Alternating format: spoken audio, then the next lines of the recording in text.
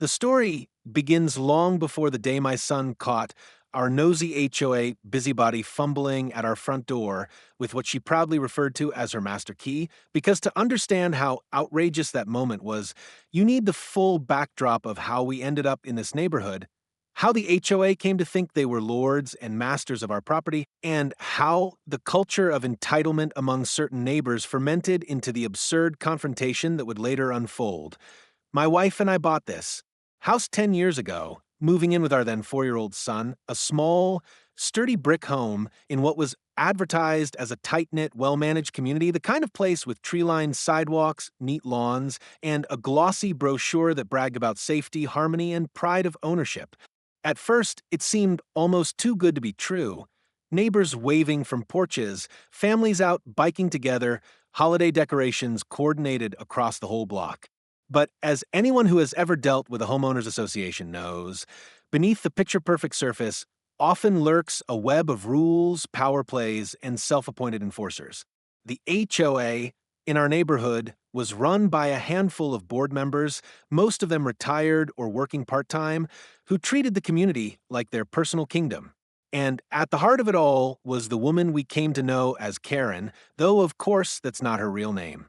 She was the HOA president for as long as anyone could remember, a woman in her late 50s with a stiff blonde bob haircut, oversized sunglasses, and the kind of perpetual scowl that made you feel guilty even when you weren't doing anything wrong. From the day we moved in, Karen made it clear she considered it her duty to welcome us while also drilling into our heads the endless list of HOA rules. "We take pride here," she said on the very first afternoon, her voice syrupy, but her eyes cold as she handed us a 30-page binder. "We keep things uniform, we keep things safe, and we keep things neighborly."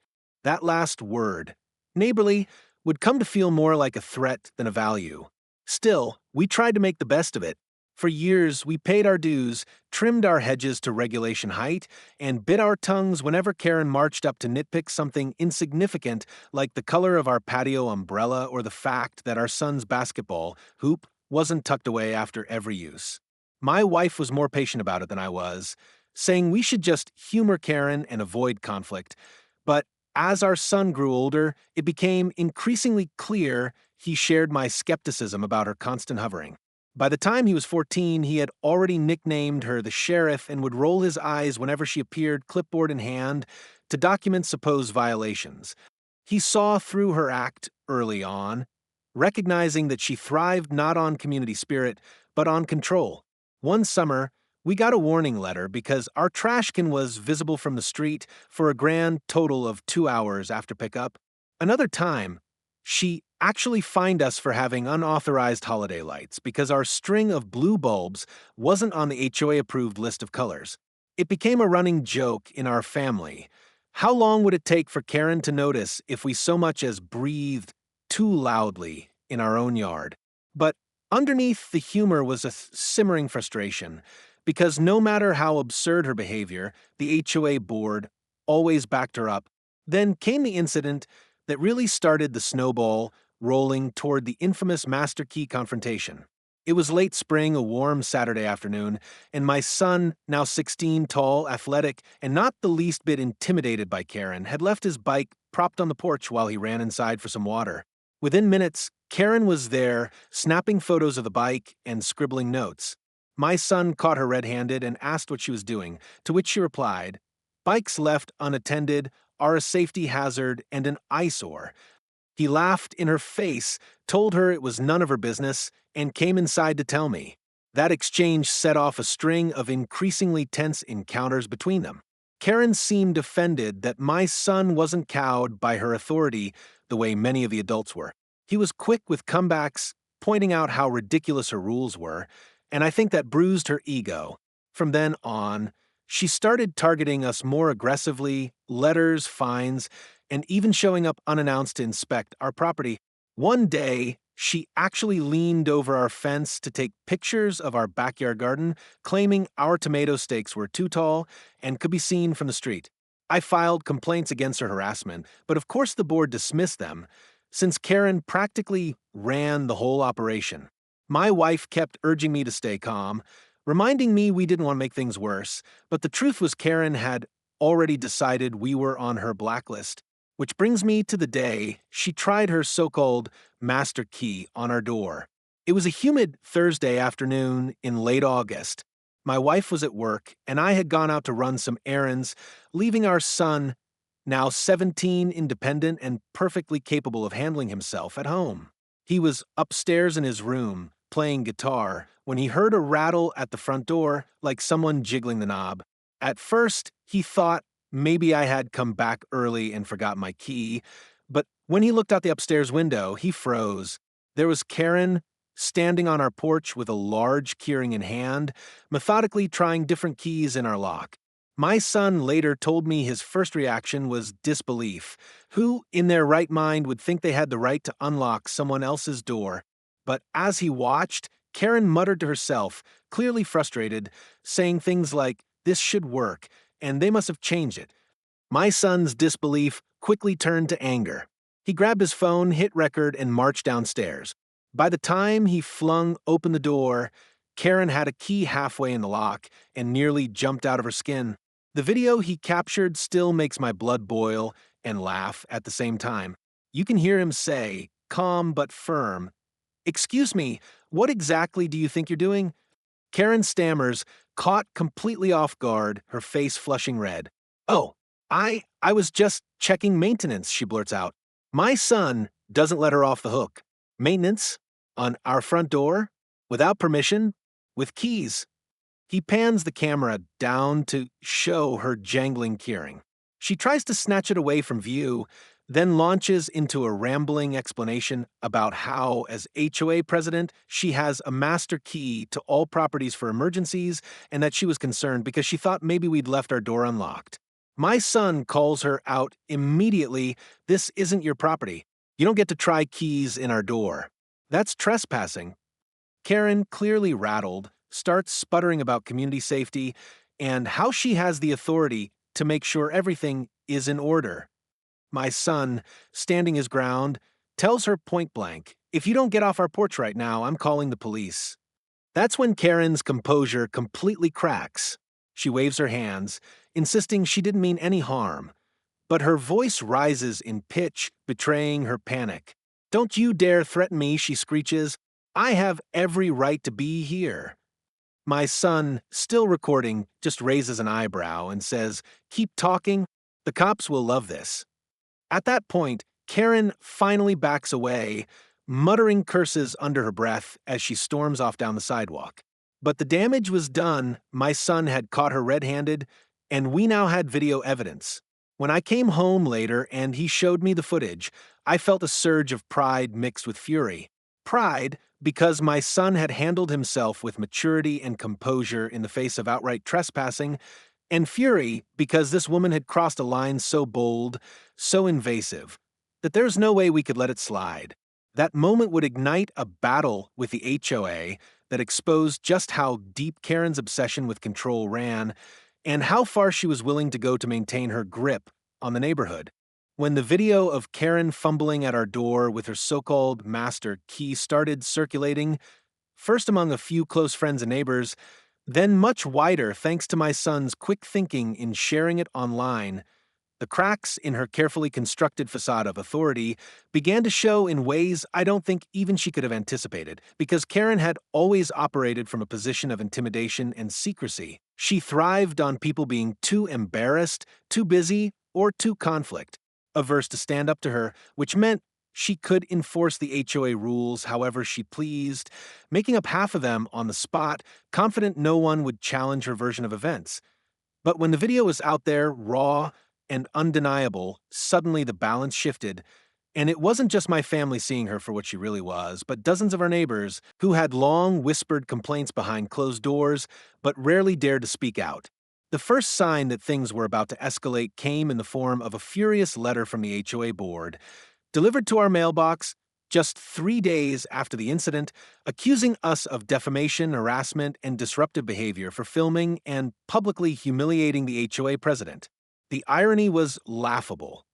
Karen had been caught trespassing on private property, attempting to force entry with a set of keys she had no legitimate right to possess, and yet somehow we were being scolded for exposing her actions.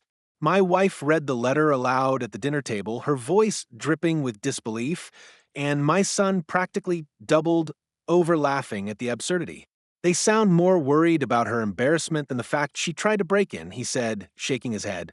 I, on the other hand, wasn't laughing, I was seething. This was the same playbook Karen had used for years, twisting the narrative, weaponizing the HOA's bureaucracy to protect herself, and relying on the board's loyalty to shield her from accountability. But this time, we had something she couldn't spin away: hard evidence. I drafted a response letter that night, carefully worded but unflinching, stating in no uncertain terms that Karen's actions constituted trespassing, harassment, and a breach of trust, and that if the HOA persisted in defending her, we would have no choice but to pursue legal action. I attached still images from the video showing Karen with her keys in our lock, along with a transcript of her panicked excuses, and I copied the letter to every single board member. For good measure, I also shared the video with a broader circle of neighbors, many of whom reached out privately to thank us for finally pulling back the curtain on Karen's behavior. She's been overstepping for years, one neighbor confided, but nobody wanted to deal with the drama. Another wrote, "She once told me she had access to everyone's garage in case of emergencies. I thought she was bluffing. Now, I'm not so sure." The more stories I heard, the clearer it became that Karen's so-called master key wasn't just a one-time stunt, it was part of a long-standing pattern of her inserting herself into people's private lives under the guise of community safety. Within a week, the neighborhood was buzzing. On one side, there were those who still clung to Karen's authority, mostly older residents who had been conditioned to defer to her, convinced that order depended on her vigilance. On the other side were the growing number of homeowners, emboldened by the video, who realized they weren't alone in their frustration and that maybe, just maybe, it was time to push back. The HOA board, caught in the middle, scheduled a special meeting to address the incident and clarify misunderstandings. That meeting would become one of the most explosive evenings I've ever witnessed. It was held in the community clubhouse, a bland little building that usually hosted birthday parties and yoga classes, but on that night, it felt more like a courtroom. Nearly 50 residents showed up, far more than the usual handful who bothered to attend, and the atmosphere was electric with anticipation. Karen sat at the head of the board's folding table, flanked by her loyal allies, her posture stiff, her smile forced, but her eyes darting nervously around the room. When the meeting opened, she immediately launched into speech, framing herself as the victim of a malicious campaign of misinformation, claiming the video was taken out of context and that she had only been ensuring the safety of the community. She even tried to spin it as though my son had aggressively confronted her without cause, which drew a ripple of murmurs and eye rolls from the crowd. I let her ramble for a few minutes before raising my hand and demanding the floor. With the entire room watching, I played the video on a projector screen, letting everyone see and hear for themselves what had really happened. The moment Karen's face appeared, fumbling with the key and muttering, "This should work," a collective gasp went through the audience. When my son's voice cut in, "What exactly do you think you're doing?" followed by her panicked stammering, the room erupted into whispers, some people shaking their heads in disgust, others outright laughing at her audacity. Karen's face turned crimson, and she tried to interject, but the damage was done. I paused the video and addressed the room directly. "This is not taken out of context. This is exactly what happened on my property. This is trespassing, plain and simple. And if the HOA thinks it can sweep this under the rug, I assure you, my lawyer will have a very different opinion." The room went silent for a beat. Then, one by one, neighbors began speaking up. A retired teacher in the back raised her hand and said, "She's come into my yard before without permission, said she was checking my fence height." Another added, "She demanded my garage code once, told me it was required by the HOA. I refused, but I always wondered if she had a key anyway." As more and more stories poured out, it became undeniable. Karen had abused her position for years, and now the receipts were coming in fast. The board, visibly uncomfortable, tried to regain control, suggesting that perhaps there had been miscommunications, but by that point the tide had turned. Residents were demanding accountability, shouting over each other, some calling for Karen's resignation on the spot. Karen, her composure shattered, lashed out in desperation. She slammed her hand on the table and shouted, "I have kept this neighborhood safe for 20 years. Without me, this place would fall apart. You're all ungrateful." That outburst was the final straw. The room erupted into chaos, people booing, others yelling for her to step down. My son, sitting next to me with his arms crossed, leaned over and whispered, "She's done." And he was right. Though the board didn't remove her that night, the writing was on the wall. By the end of the week, several members resigned in protest, citing Karen's behavior as indefensible. Petitions began circulating to hold a recall vote, and even her staunchest allies were distancing themselves. Karen, meanwhile, doubled down on her narrative, sending out rambling emails about being targeted by a smear campaign and threatening legal action against anyone who defamed her character. But the more she protested, the more isolated she became. Neighbors who had once tolerated her out of fear now saw her as a liability. And as her grip on the community slipped, her behavior grew more erratic. Late-night patrols of the neighborhood with a flashlight, confrontations with anyone she suspected of conspiring against her, even sitting in her car outside our house for hours at a time as though daring us to confront her. It was both pathetic and unnerving. For my family, it was a strange mix of vindication and unease. We had exposed her, yes, and momentum was building to remove her from power, but Karen wasn't going down quietly. If anything, she seemed more determined than ever to prove she still had control, and that made her unpredictable. My wife started double-checking the locks at night. My son, ever defiant, joked about putting up a sign that read Karen-free zone, but I could see in his eyes that he understood the seriousness too. This wasn't just about HOA politics anymore. It was about boundaries, safety, and the line between authority and obsession. And as we braced ourselves for the next phase of the battle, none of us could have predicted just how far Karen would go to claw back the power she felt slipping from her fingers. If Section 2 was the unraveling of Karen's iron grip on the HOA and the first real taste of collective resistance among neighbors, then what followed was nothing short of a spectacle of desperation, because Karen was not the type to go quietly into irrelevance. No, she clung to her title and authority with the claws of someone who had built their entire identity around controlling others, and once that was stripped away, or even threatened, she spiraled into a campaign of retaliation so brazen it bordered on parody, except it wasn't funny when you were the one living under her scrutiny and harassment, as my family soon discovered firsthand. In the weeks after the infamous meeting, the petition for a recall vote gathered momentum quickly, signatures piling up faster than anyone expected, fueled by the viral spread of my son's video and the flood of personal testimonies that came to light once people realized they weren't alone in their grievances. For the first time in years, Karen wasn't being deferred to or feared. She was being openly challenged, and that humiliation drove her into a frenzy. She began filing complaint after complaint against us, citing everything from lawn neglect because we let wildflowers bloom by our mailbox to noise disturbances, my son practicing guitar in the middle of the afternoon, to unauthorized guests, a cousin visiting for the weekend. Each letter was more absurd than the last, and each one was accompanied by veiled threats about further action and possible fines. But it didn't stop there. Karen also began showing up at our property at odd hours, sometimes standing on the sidewalk taking photos of our house with her phone, other times circling slowly in her car as though patrolling. Once, my son caught her crouched near our backyard fence, peering through the slats with a flashlight after dark, and when he shouted, she bolted like a guilty teenager caught sneaking around.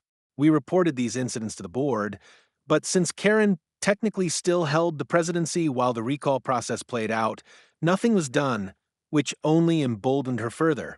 It felt like living under siege, like we were the central characters in some bizarre neighborhood drama where the antagonist was both petty and unhinged. But as stressful as it was, there was also a shift happening. Our neighbors, emboldened by our stance, began rallying around us. People who had once avoided conflict with Karen started standing up for themselves, challenging her inspections, refusing to pay arbitrary fines, even posting signs in their yards mocking her master key. One neighbor hung a giant cardboard cutout of a key on his fence with the words, "Not for you, Karen," scrawled across it, which sent her into such a rage that she threatened to fine him for defacing the community aesthetic. The ridicule seemed to drive her further into paranoia.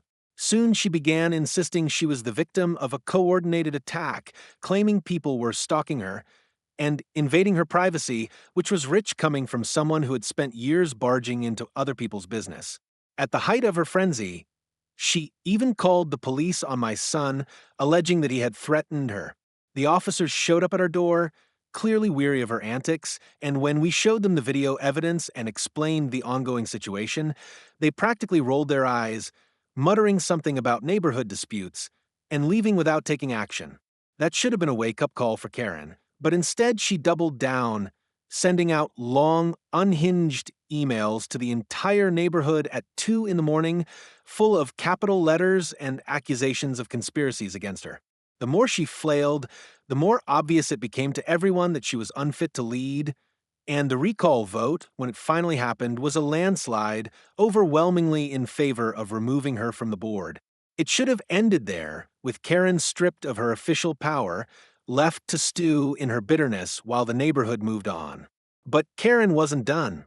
Losing the title of HOA president was like ripping the crown off a monarch. She couldn't accept it, and in her mind, the people responsible, chief among them my family, had to be punished.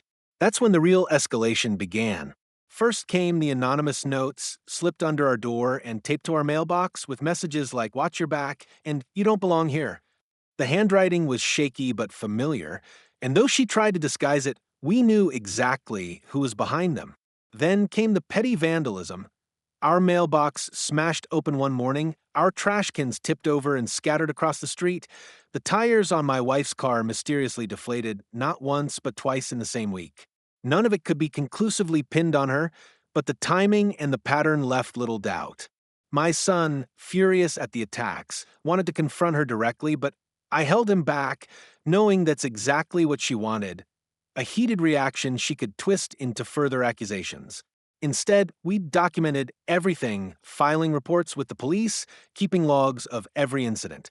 Still, the tension was unbearable, and the neighborhood felt like a powder keg waiting to explode.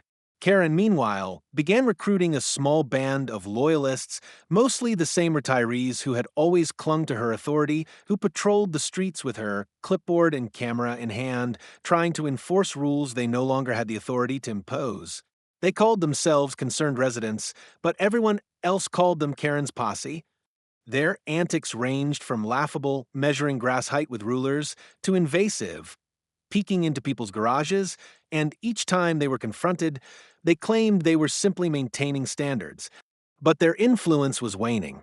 More and more residents openly defied them, treating them like the neighborhood jesters they had become. My son, ever the instigator, once blasted the audio of Karen's meltdown at the board meeting from a speaker on our porch while they patrolled by, which sent them scurrying in outrage. It was both hilarious and cathartic, but it also fanned the flames of Karen's obsession.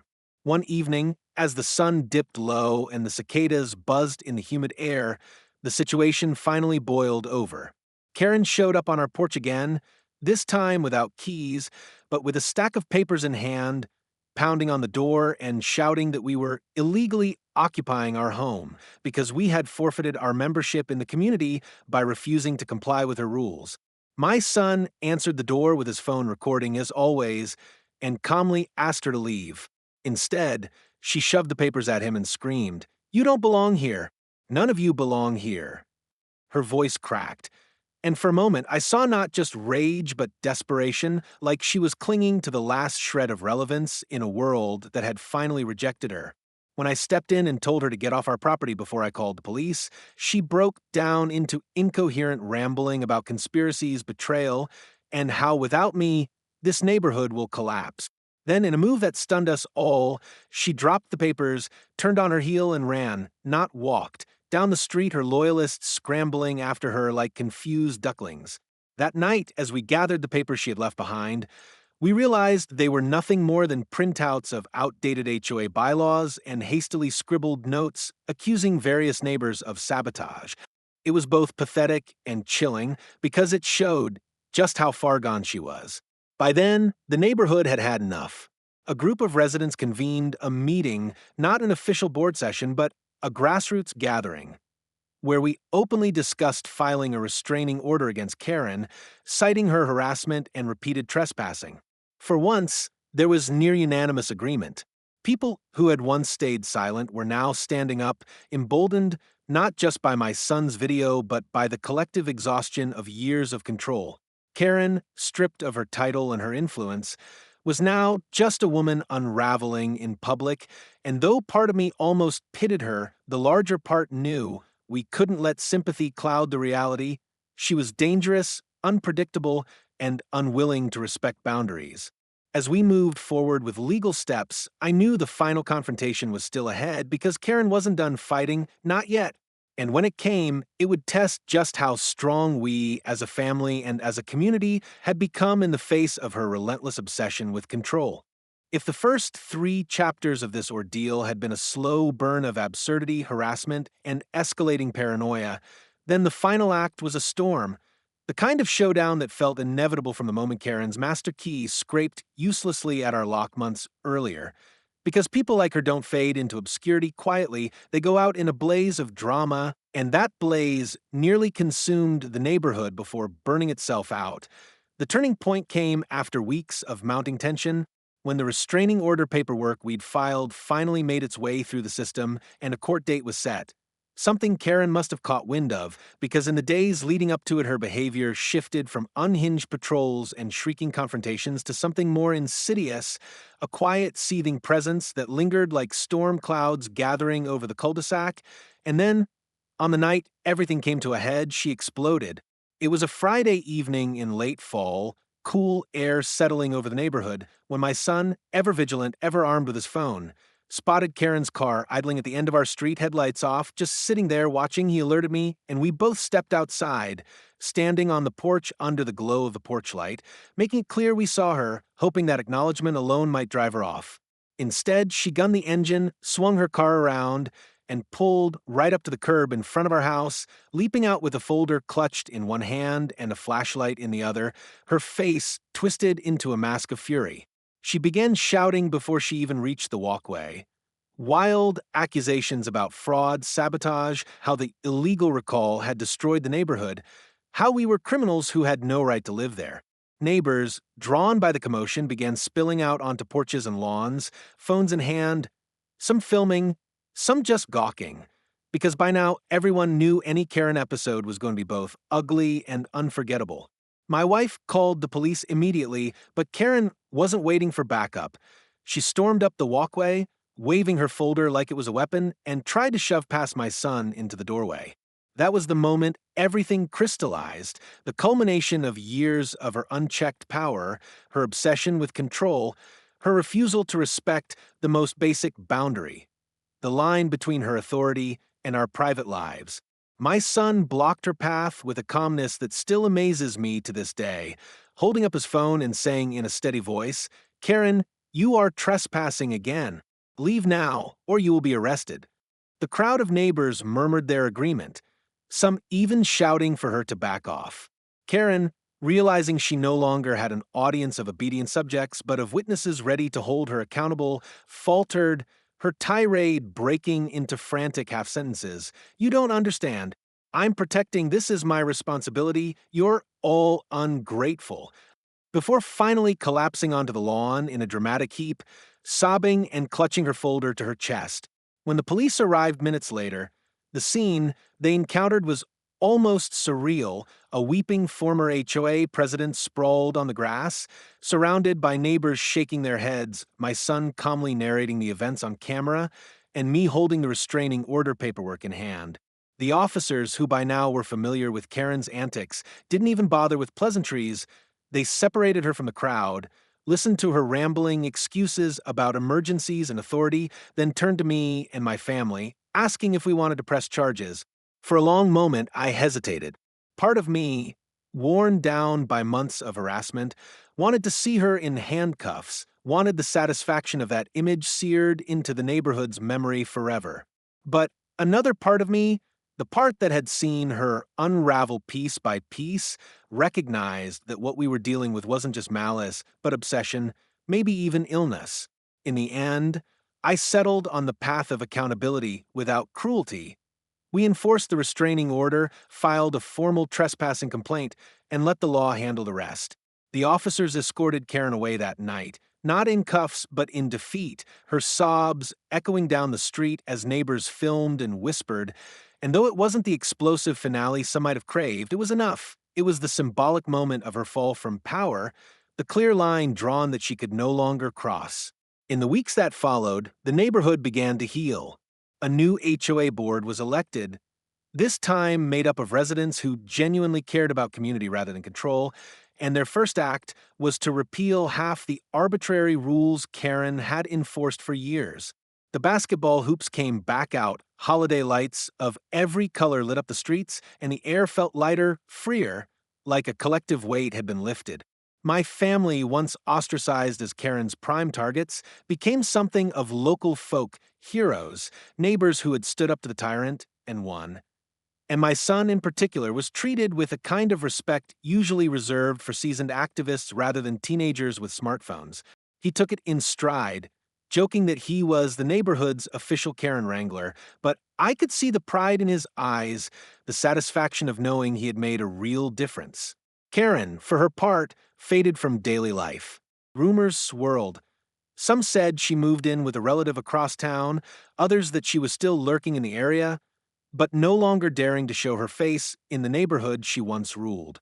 Every now and then, someone claimed to spot her car driving by, but those sightings grew fewer and farther between, until eventually she was just a cautionary tale, a story told at block parties with equal parts disbelief and relief. Remember when she tried to use a master key on their door? Can you believe we put up with her for so long? And though part of me still bristles at the years of intrusion, the fines, the petty power plays, I also recognize that Karen's downfall brought something unexpected and valuable. It united the neighborhood in a way nothing else could have. We learned that collective action was stronger than intimidation, that standing up to bullies, no matter how entrenched they seem, can change everything. And on a personal level, I learned to appreciate the quiet strength of my family, especially my son, who never once wavered in the face of her madness. In the end, what began as a ridiculous encounter at our front door turned into a defining chapter of our lives, a story of resilience, boundaries, and the simple truth that no one, not even an HOA president with a fistful of keys, has the right to invade your home or your peace of mind. And every time I walk past our front door now, the same door Karen once tried to force open, I can't help but smile because it stands not just as an entrance to our house, but as a symbol of the line she could never cross again.